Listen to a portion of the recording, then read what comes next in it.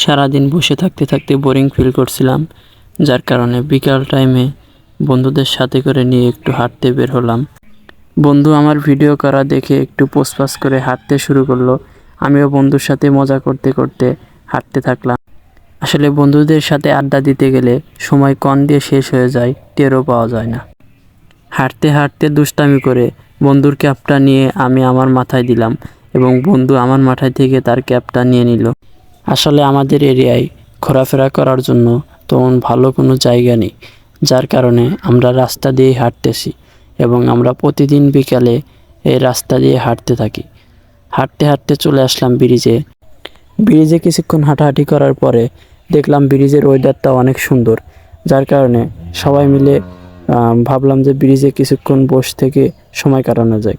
তো ব্রিজে কিছুক্ষণ বসে থাকার পরে আবহাওয়াটা উপভোগ করলাম, তারপরে চলে গেলাম আমরা বাড়িতে।